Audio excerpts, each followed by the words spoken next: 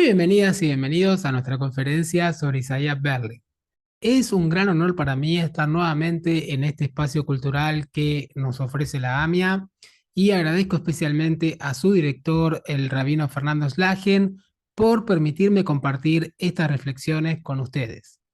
Isaiah Berlin ha sido uno de los pensadores liberales más influyentes de la segunda mitad del siglo XX. Su obra abarca un amplio rango, desde reflexiones sobre el pensamiento ruso, ensayos sobre historia de las ideas, en este sentido mencionamos los trabajos sobre Karl Marx, escritos filosóficos, memorias y biografías de figuras del siglo XX, hasta estudios judíos, entre otras cuestiones de interés. Su conferencia impartida ante la Universidad de Oxford en 1958, intitulada Dos conceptos de libertad, va a poner en discusión de una manera muy singular el sentido de la libertad política, especialmente la libertad de no sufrir coacción ni restricciones del poder político, su alcance, hasta dónde el poder político puede ingerir en el ámbito de las libertades individuales. Su pensamiento podríamos ubicarlo en lo que uno de los principales analistas del liberalismo y de la obra de Berlin, John Gray, denominó el resurgimiento del liberalismo clásico, luego de la Segunda Guerra Mundial. En trabajos como los de Hayek, El camino de la servidumbre de 1944, Karl Popper en La sociedad abierta y sus enemigos de 1945, Damon en Orígenes de la democracia totalitaria de 1952. Son algunos de los trabajos. Dice Isaiah Berlin: llegué a la conclusión de que hay una pluralidad de ideales. Del mismo modo que hay una pluralidad de culturas o de temperamentos, el pluralismo es propio del comportamiento humano y no significa relativismo, sino que estos múltiples valores son objetivos, son parte de la esencia humana y no creaciones arbitrarias de la fantasía subjetiva de los hombres. Berlin va a defender en este ámbito de pluralidad valorativa, de pluralidad moral, la opción, la elección por la libertad. Entonces, la defensa del valor moral de optar, de elegir el camino de la libertad, en este marco de conflicto de valores propios del desarrollo humano. Isaiah Berlin distingue dos dimensiones de la libertad política. Por un lado, lo que él va a denominar como libertad negativa y por otro, la libertad positiva. La libertad negativa es de la libertad que consiste en que otros hombres no me impidan decidir como quiera. La coacción implica la intervención deliberada de otros seres humanos dentro del ámbito que yo podría actuar, dice Berlin, si aquellos no intervinieran. Ser libre en este sentido quiere decir para mí que otros no se interpongan en mi actividad. Aquí toma el pensamiento de Hobbes cuando dice: un hombre libre es aquel que no tiene ningún impedimento para hacer lo que quiere hacer. Berlin continúa el desarrollo de la filosofía política inglesa, el propio Hobbes, Locke, Stuart Mill, así como Constant y Tocqueville en Francia, quienes sostenían que las acciones libres de los hombres deben ser limitadas por ley, la libertad y su límite en la ley, pero que a la vez debe existir un cierto ámbito de libertad personal que no podía ser violado bajo ningún concepto.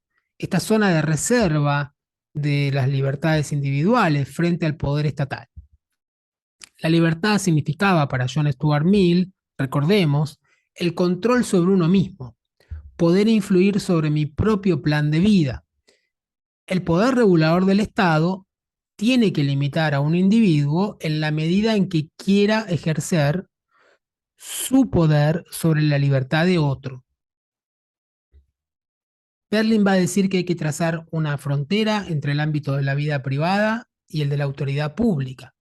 Pues bien, pensemos aquí ahora en esta cuestión, inmersos en los ecosistemas digitales, inmersos en el avance irrestricto de las nuevas tecnologías de la información y la comunicación. ¿Cuál es el ámbito que queda reservado a nuestra esfera íntima, a nuestra intimidad? y cuál es aquel ámbito público que puede ser monitoreado, controlado y que nuestros datos, nuestras huellas digitales pueden ser utilizadas con diversos fines.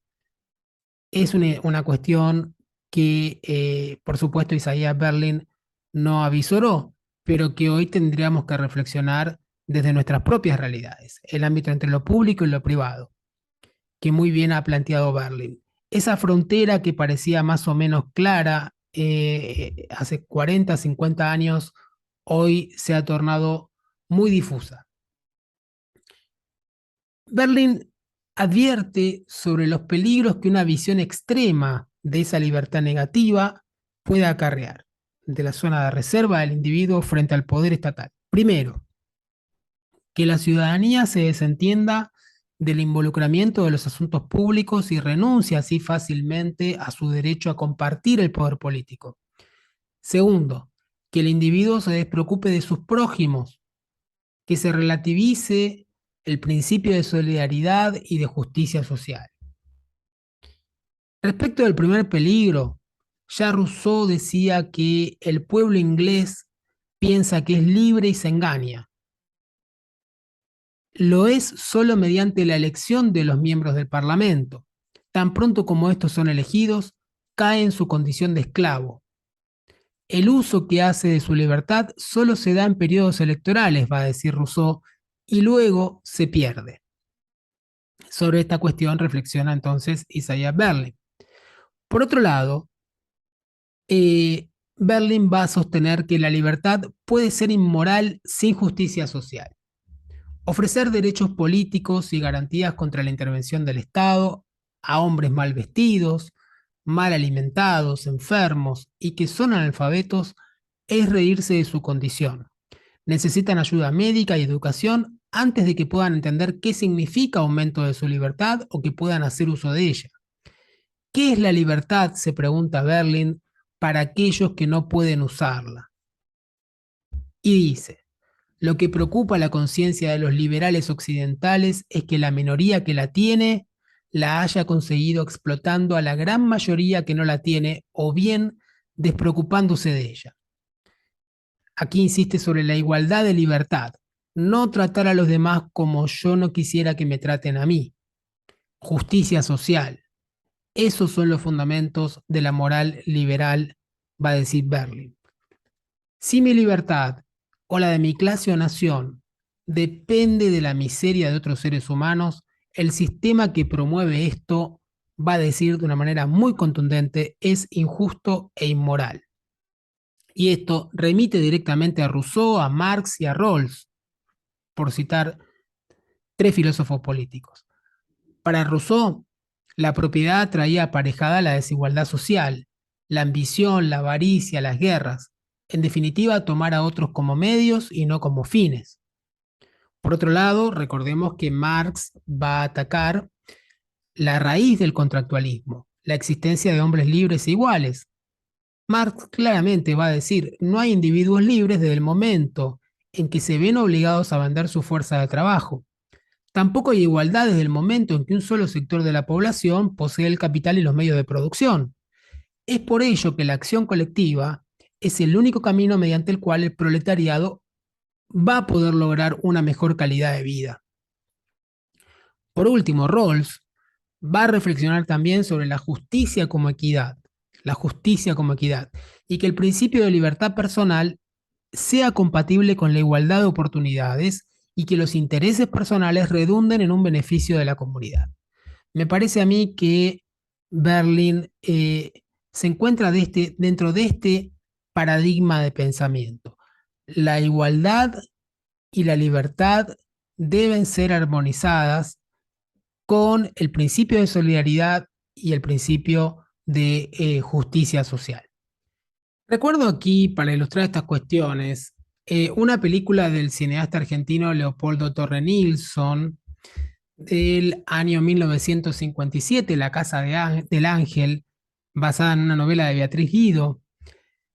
Allí uno de sus protagonistas, el doctor Pablo Aguirre, diputado de la Nación, perteneciente a un partido político sostenido por su padre, un magnate de los medios de comunicación y aliado a la élite gobernante, Este doctor Aguirre, en su labor parlamentaria, va a defender y representar con convicción el rol de la prensa y su defensa por la libertad de expresión. Y al propósito del debate de un proyecto de ley de su autoría, el doctor Aguirre nos recuerda, desde el aspecto jurídico-político, que la libertad de prensa ha sido tradicionalmente uno de los pilares del sistema constitucional argentino, en especial la protección de la función que le corresponde a la prensa libre en su rol como vehículo de información y opinión de la comunidad. Y en su alocución explica, estoy citando una escena de la película, porque una de las conquistas fundamentales del hombre contemporáneo es la libertad de expresión. Allí donde cualquier fuerza despótica comienza a afirmar el imperio de sus exigencias, solo la palabra limpia y desnuda desata el clima de la libertad y de la justicia. Un solo diario clausurado, una sola página vetada, una sola frase suprimida, significan un atentado contra la libertad y la cultura que el hombre civilizado no puede tolerar. Esto nos dice este personaje, el doctor Aguirre.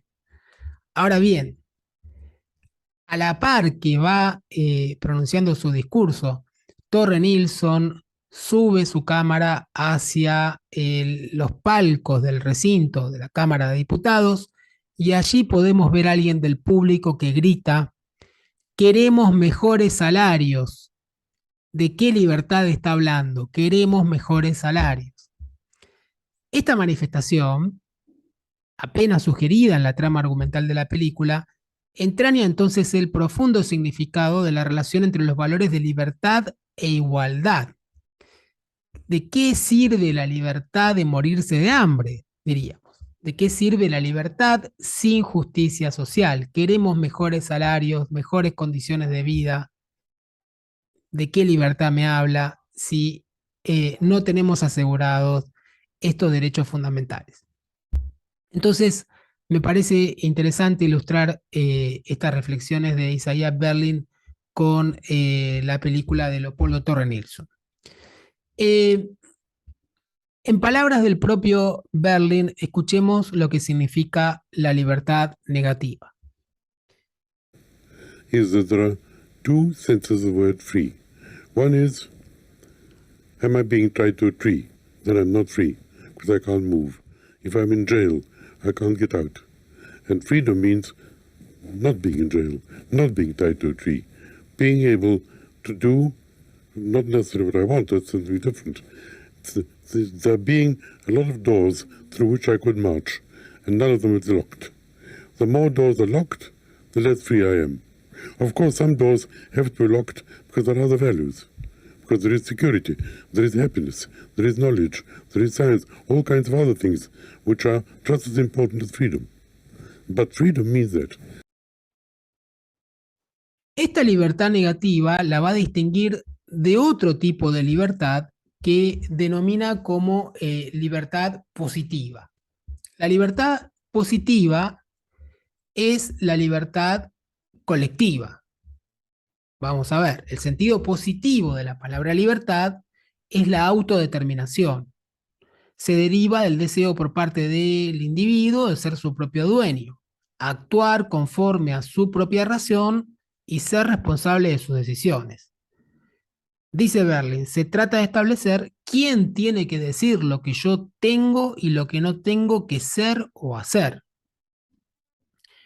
Claramente está reflexionando sobre los proyectos de vida colectivo y su afectación sobre el ámbito de autonomía individual. Por supuesto que en contextos dictatoriales, totalitarios, va a decir Berlin, esta libertad positiva significa una seria amenaza, un serio peligro para la preservación de las libertades individuales. Veamos lo que dice el propio Berlin al respecto. Freedom, positive freedom. His question, the answer to the question, who is master? Am I the master, or does somebody order me about? These freedoms don't clash. They're both freedoms, they're both sense they're perfectly correct, and they can both be obtainable. They're both perfectly ultimate values. But all I said in that essay, which was much attacked on freedom, was that positive freedom has been more perverted than negative freedom. Both can be perverted.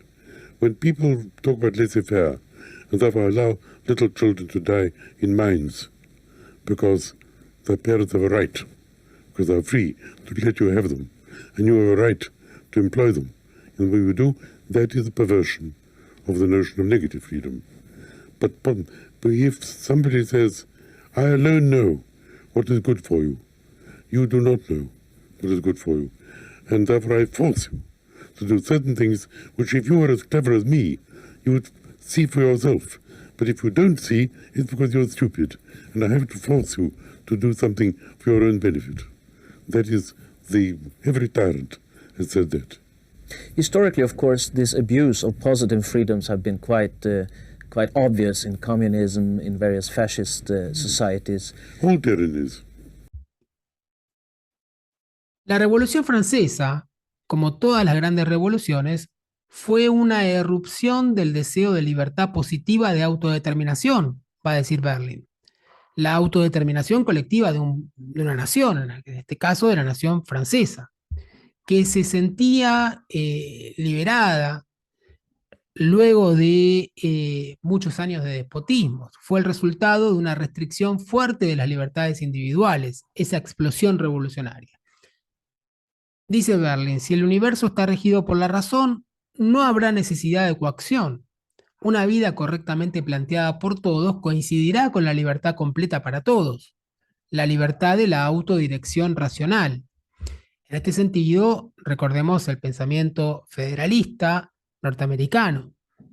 Aquella cuestión de si fuéramos ángeles no habría necesidad de ninguna regulación estatal.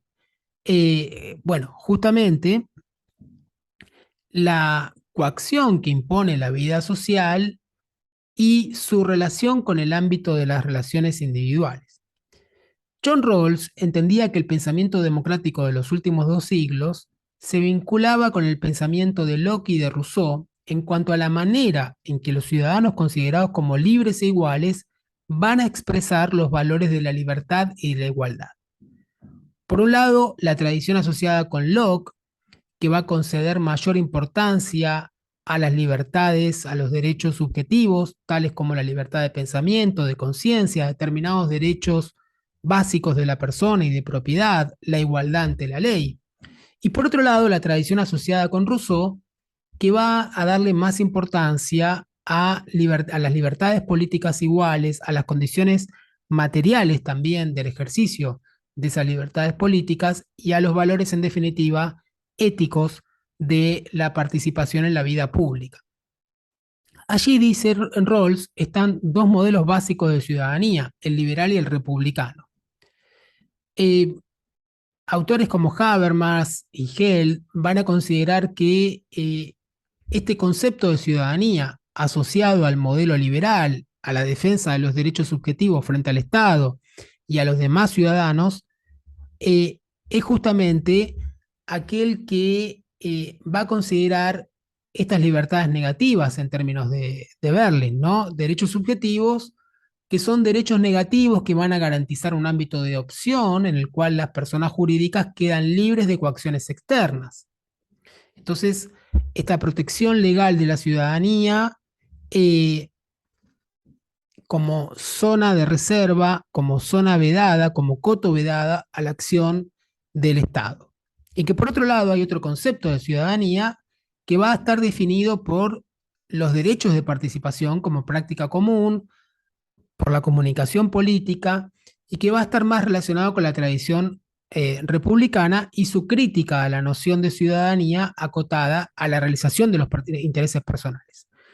Berlin, me parece a mí, va a marcar un punto intermedio entre estas 2 tradiciones, liberal y republicana, porque va a intentar compatibilizar, armonizar el ejercicio, la defensa de las libertades individuales con el ejercicio y la defensa de las libertades colectivas.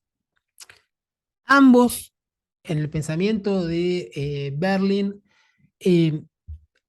están en permanente tensión, pero justamente esa búsqueda del equilibrio es la que a él lo va a preocupar especialmente. ¿Cómo compatibilizar el ejercicio de las libertades individuales con el desarrollo de la comunidad, su autodeterminación y determinados proyectos colectivos? Ahora bien, la dimensión política de la libertad, según Berlin, es planteada, me parece a mí, de manera principalista. Digamos, en definitiva, poco pragmática. Podríamos decir que Berlin no piensa en un diseño institucional determinado, concreto, y menos aún en una dinámica política dada. Quiero decir con esto que en el esquema de las democracias occidentales, la representación política, como sabemos, la democracia representativa es la regla. Es decir, que hay un ámbito de participación y un ámbito de representación política que le es frecuentemente ajeno a la ciudadanía. En Argentina, por ejemplo, el principio constitucional establecido en el artículo 22, que reza que el pueblo no delibera ni gobierna, sino a través de sus representantes, significa justamente una importante pérdida de la libertad política para la ciudadanía, como vimos que ya había advertido Rousseau. A mediados del siglo XIX, recordemos, el aparato teórico alberdiano daba pistas firmes, y en esto tomo el pensamiento del constitucionalista argentino Roberto Gargarella, ¿no? Toma pistas firmes de por qué y para qué se habían ideado institutos que hablaban de sedición y de un pueblo que debía mantenerse ajeno de todo protagonismo en la decisión y control de los asuntos públicos. Estamos en un contexto bélico, en un contexto de formación del Estado Nacional. Resulta inadmisible que hoy todavía este artículo siga vigente. Pues bien, Berlin no va a profundizar la cuestión entonces de la relación entre el principio democrático representativo y la libertad política. Es decir, si justamente se defienden los valores democráticos, ahondando en la cuestión y saliendo de la oposición a los totalitarismos, a los proyectos coactivos de las libertades individuales o seriamente restrictivos de las libertades individuales, si pensamos profundamente en la democracia representativa occidental, nos encontramos con este escollo. ¿Cómo mejorar la representación política o cómo democratizar la representación política? Porque estos principios tan estrictos como lo del artículo 22, la libertad política sea una ficción cuando estamos hablando de momentos no electorales, es decir, ratifica la vigencia de lo que ya había advertido Rousseau.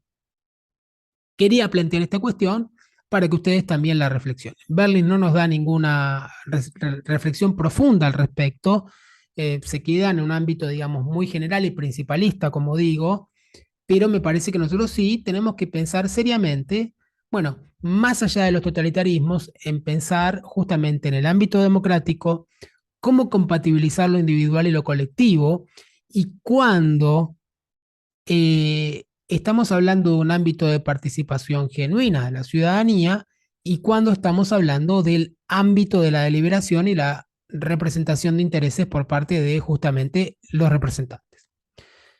Aquí interesa plantear entonces la contraposición entre la democracia liberal y el nacionalismo. En términos de Berlin, el nacionalismo agresivo es una desviación del ejercicio de la libertad política. Es una desviación de la libertad positiva, según sus términos. Para Berlin, el sentimiento de pertenencia a una nación no es condenable por sí mismo ni criticable, pero su condición inflamada sí. Decir, mi nación es mejor que la tuya. Yo sé cómo organizar el mundo y tienes que ceder porque tú no sabes, porque eres inferior a mí, porque mi nación es la mejor y la tuya está muy por debajo de la mía y debe entregarse a la mía como material, porque solo mi nación tiene derecho a crear el mejor mundo posible. Ello, va a decir Berlin, significa un extremismo patológico que puede conducir, y de hecho ha conducido, a horrores inimaginables, y es totalmente incompatible con el tipo de pluralismo que Berlin defiende.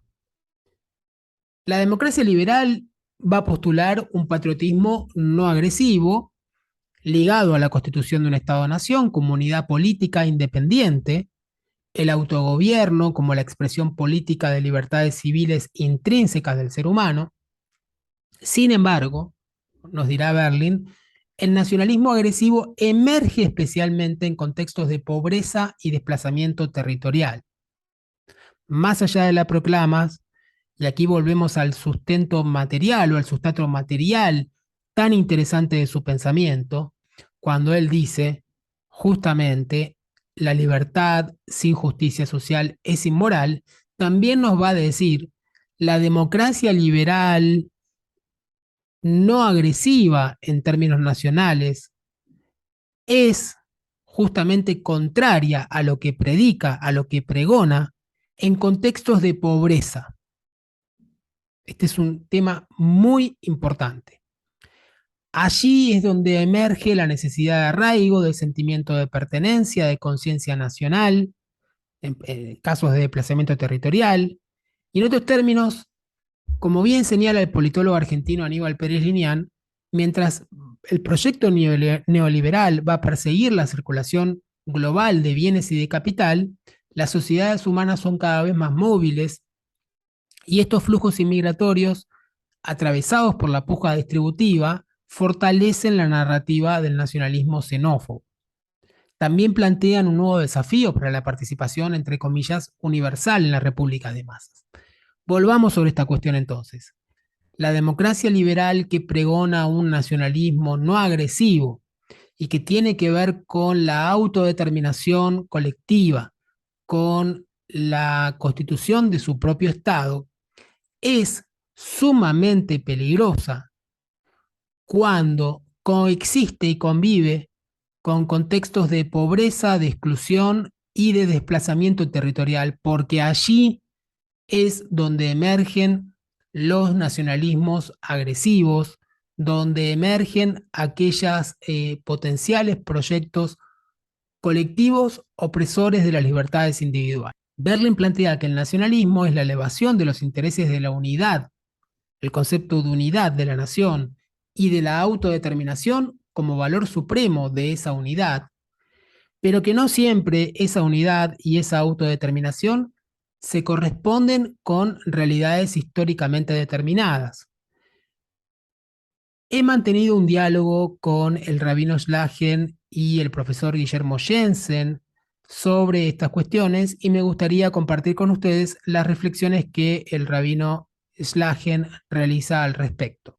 La concepción o la conformación de los estados nacionales modernos en estos lemas, ¿no es cierto?, que era agrupar distintas etnias, distintos colectivos heterogéneos bajo un mismo territorio, una misma bandera, una misma narrativa histórica, provocó, y así es como lo vivió de parte del judaísmo, una especie de violación a la alteridad de esos mismos grupos, embutiéndolos en categorías conceptuales para que no molestasen o para que no perturbaran esa misma conformación de esos nuevos estados nacionales bajo el lema de una sola bandera, una sola narrativa histórica y una sola identidad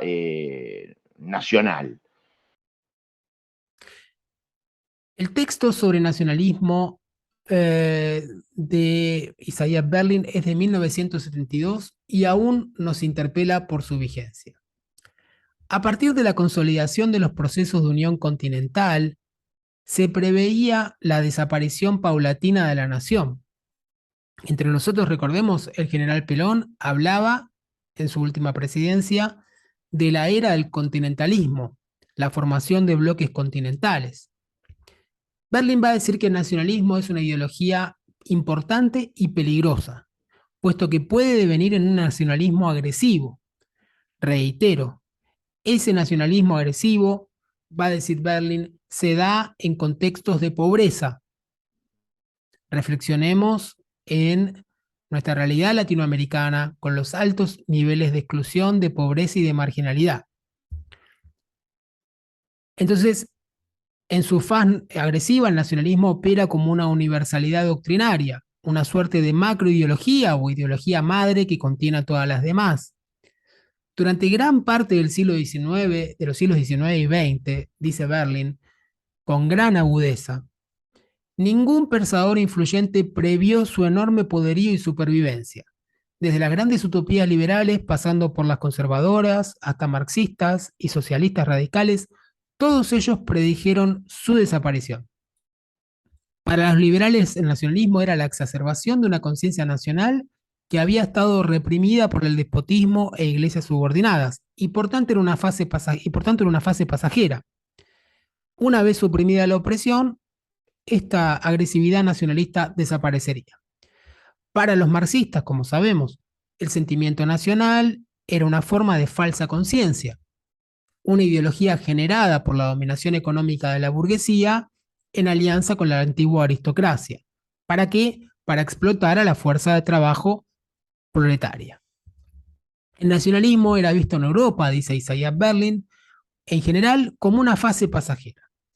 Lo que estas opiniones tenían en común, estos grandes relatos tenían en común, la creencia de que el nacionalismo era el producto efímero de la frustración del anhelo humano de autodeterminación.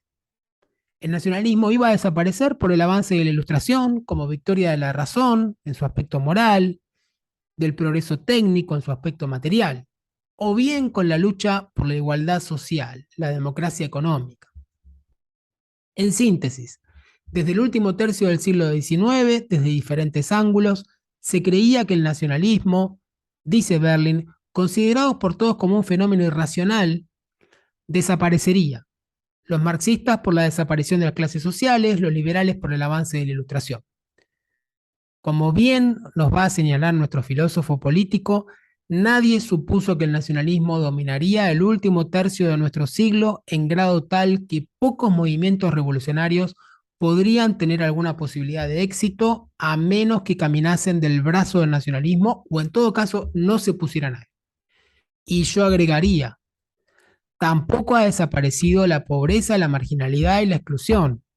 Tampoco nos es posible compatibilizar en nuestro ámbito latinoamericano la libertad constitucional con la igualdad.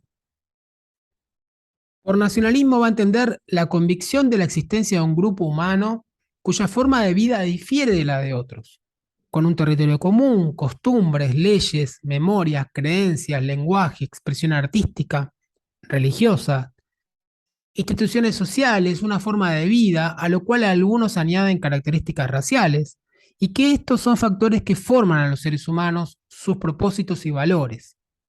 Que sus metas sean comunes, que sean orgánicas, y que no dependan de la voluntad de determinados individuos, las hace supremas y deben prevalecer en caso de conflicto con otras. La nación entonces constituye el organismo nacional, ya sea que tome la forma de Estado o no la tome. De lo que se concluye que la unidad humana en la que el ser humano se realiza es la nación.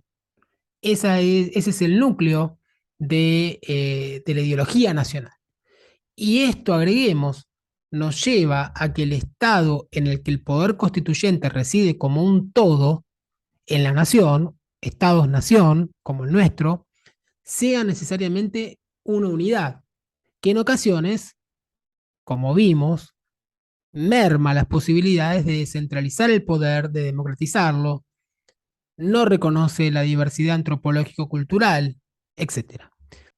Berlin cita el pensamiento de Fichte, aquel filósofo político alemán de fines del siglo XVIII, principios del siglo XIX, quien va a plantear de manera contundente dos postulados centrales del nacionalismo moderno.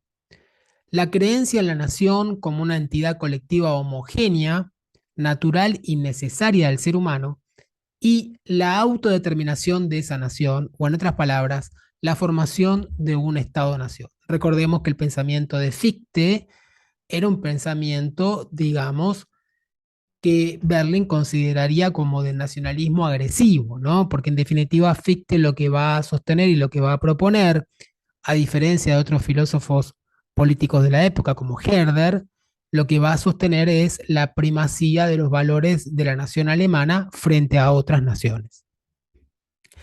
¿Sigue siendo actual la afirmación de Berlín? Reflexiono con ustedes y les pregunto, aquella afirmación de que ningún movimiento político es capaz de triunfar a menos que se alíe alguna forma de sentimiento nacional. ¿Podemos, desde el punto de vista individual, estar ajenos a los grandes momentos nacionales? Si por ello entendemos hechos y procesos sociales de gran movilización en los que aflora un fuerte sentimiento de pertenencia nacional.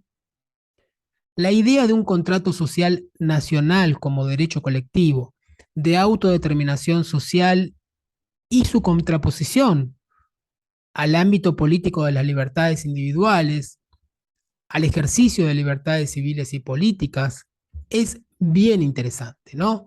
No hablamos aquí solamente del derecho a la nacionalidad como derecho individual, del hecho de pertenecer a una determinada comunidad política, sino que hablamos del derecho de autodeterminación colectiva, de autodeterminación de un determinado grupo social.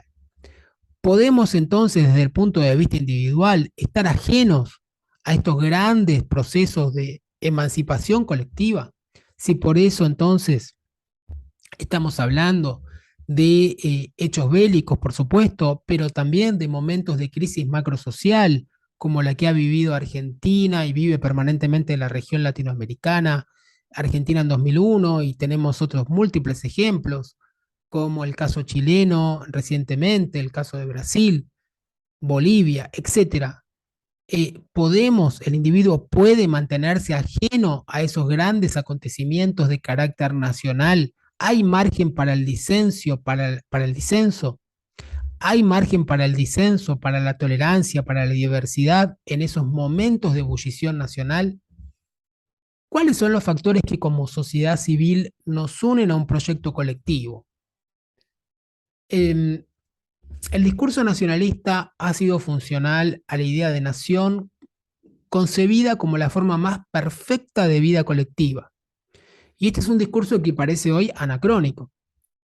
La homogenización de los hábitos y los procesos comunicacionales, especialmente los procesos de integración supranacional, que han desmitificado la existencia de una supuesta nación culturalmente homogénea, tanto desde el punto de vista cultural propiamente como también desde el punto de vista comercial. El Estado Nacional, eh, quien puertas afuera defendió con ahínco sus límites, no solo territoriales, sino sociales y culturales, se ve hoy desafiado por tendencias globales que trascienden largamente sus fronteras.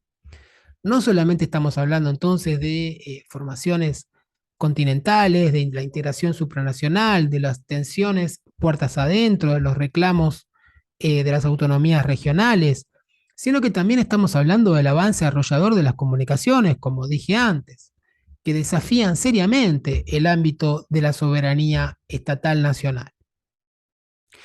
Máxime en contextos de crisis y de pandemia, como los que hemos vivido en los últimos años. Fíjense lo que dice al respecto el profesor Guillermo Jensen en aquel encuentro que tuvimos junto al rabino Schlagen y que cité anteriormente. El actual contexto pandémico, donde hay una especie de regresión hacia lo local, lo particular, incluso en algunos casos lo identitario, un repliegue quizás lógico en contextos de crisis, ¿no? Pero que ese repliegue nos vuelve a poner en el centro estas nociones, estos conceptos, porque en nombre de el interés nacional, en nombre de la solución nacional a los problemas, la nación, por ejemplo, ha vuelto a ser un lugar, ¿no?, para habitar, tanto para justificar repliegues como para justificar acuerdos. También, y lamentablemente, ha resurgido para, en su rama torcida, como decía Isaías Berlin, que es el nacionalismo, muchas veces ha surgido para marcar diferencias, para acentuar conflictos, y como punto no de unión, sino de tensión, ¿no?, de polarización hacia adentro de las sociedades. Y eso quizás lo vemos un poquito más claro en estos contextos de crisis y que ha generado la pandemia. Como después en la teoría política la de república, quizás la de pueblo, son conceptos tan amplios y en un momento se transforman en conceptos fundamentales, o sea que donde no estamos, no está en duda su existencia, su vigencia, y no tiene un opositor claro, ¿no? Sin monarquía todo es república, por así decirlo. Entonces, lo que sucede es que ese concepto tan amplio, aparentemente que sirve de un punto de acuerdo, porque somos todos nacionales, republicanos, etcétera, esconde hacia adentro, en sus interpretaciones particulares, los conflictos. Y ahí pensaba un poco en las tensiones entre Alberti y Sarmiento, por ejemplo, ¿no? Ni siquiera estoy pensando entre Rosas y los liberales argentinos, sino dentro de la misma lógica de Alberti y Sarmiento. Dos personas que aparentemente compartían más de lo que disentían, ¿no? Porque los dos querían concluir la Revolución de Mayo, o sea, llevar ese sustrato nacional que no había podido organizarse a una organización constitucional. Eran republicanos, eran liberales. Si uno ve la ficha técnica, digamos, no había distinción. Y sin embargo, tenían dos proyectos de país muy diferentes. Que en los conflictos, podemos ejemplificarlo, si nos paramos en 1853, en el conflicto entre Buenos Aires y la Confederación, bueno, implicaban no solo conflictos, sino arreglos institucionales, formas de gobierno, normatividades diferentes. Entonces, me da la sensación de que, como bien decía Sebastián, esta idea de civilización y barbarie o las tensiones tienden a estar encubiertas detrás de estos grandes conceptos, ¿no? En definitiva, entonces, la puesta en valor que realiza Isaiah Berlin sobre la articulación entre la libertad individual y la libertad colectiva y sus reflexiones sobre la nación y el nacionalismo como ideología justificadora de la nación me parecen muy interesantes y llamativamente, sobre todo la cuestión de la nación, poco trabajada, poco estudiada, sobre todo en los ámbitos a los que pertenezco, los ámbitos jurídicos, a los que pertenezco, donde hablamos mucho sobre el Estado, ponemos mucho énfasis en el estudio del Estado, pero no así sobre la nación y lo que significa esa realidad colectivo, cultural, antropológico, cultural, que es la nación. Desde los claustros de las facultades de Derecho, estas cuestiones son ignoradas. Hablamos poco de políticas públicas. Ya de por sí es un tema poco trabajado en nuestro ámbito, y mucho menos aún de la construcción de la nación como una de sus políticas centrales. Solemos poner el énfasis en el Estado como epicentro del fenómeno político, atendiendo a los rasgos definitorios de la organización política nacional. Desde el derecho constitucional, por ejemplo, se analizan términos clave como forma de gobierno, así como la enunciación de un conjunto de propiedades que definen a la estatalidad. Los mencionados por autores clásicos en la materia, como Oscar Oslak: soberanía, monopolio de la coerción, capacidad de creación de instituciones públicas, burocracia, centralización política. Y dentro de este conjunto de atributos, suele mencionarse en último lugar a la creación de símbolos que refuerzan el sentimiento de pertenencia. Y dentro de este aspecto simbólico, se relega a un segundo plano su componente fundamental, la nación, junto con su derivado ideológico fundamental a partir de la Revolución Francesa, el nacionalismo, tanto en su vertiente sociopolítica, a través de los procesos revolucionarios de Inglaterra, Estados Unidos y propiamente Francia, como en su vertiente cultural, con epicentro en Alemania. En este sentido, el núcleo de la ideología nacional consistiría entonces en que el Estado-nación sería la forma política ideal de la organización del poder, y la nacionalidad la fuente de toda la energía cultural creadora y de todo bienestar económico. La suprema lealtad de los individuos se debe entonces a la nacionalidad. Este sería el núcleo ideológico del nacionalismo moderno. En el lenguaje de los discursos institucionales, el concepto de nación, sin embargo, y sus derivados, nacional, nacionales, nacionalismo, resultan ser de los más utilizados, muy especialmente en su sentido jurídico, como perteneciente al derecho político, al derecho positivo, perdón. En el texto constitucional vigente, fíjense ustedes, el término nación y su derivado nacional se incrementa en un 300% respecto de la Constitución originaria de 1853-60, que la mencionaba solamente 34 veces. Hay un incremento de 34 a 300. Empezando por el propio título de la Constitución, que es de la Nación Argentina. Por ejemplo, el artículo 75, inciso 19, dispone que el Congreso Nacional debe sancionar leyes de organización y de base de la educación que consoliden la unidad nacional.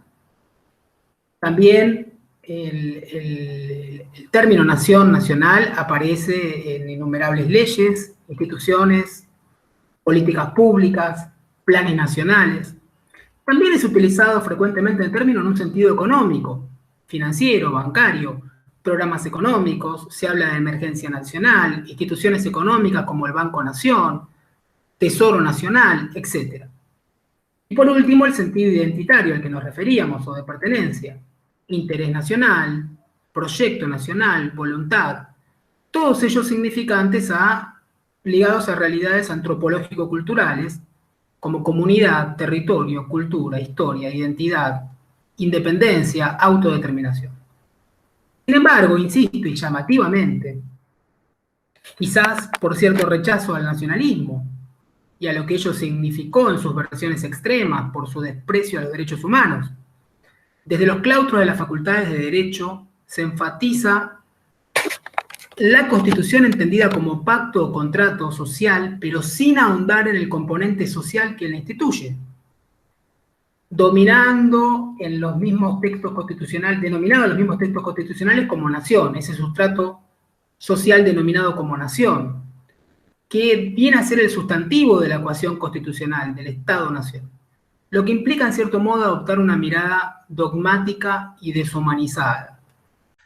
El énfasis está puesto en el Estado, que sería su resultado, pero no nos detenemos a reflexionar acabadamente en aquel colectivo imaginario que funda el Estado y que es la nación, y la tortuosa relación que necesariamente tiene la nación desde el campo simbólico con el ámbito de las libertades individuales, porque la nación, como dijimos, significa o es sinónimo de unidad, de imposición de un proyecto colectivo. De nuevo, en su forma exacerbada, lo que Isaiah Berlin va a denominar como libertad positiva agresiva. Y allí ya nos alejamos del ámbito democrático, plural y tolerante. Pues bien, espero que esta conferencia haya sido de su interés. Invito a que hagan comentarios, que reflexionen sobre los temas que hemos abordado y nos vemos en la próxima ocasión. Hasta entonces.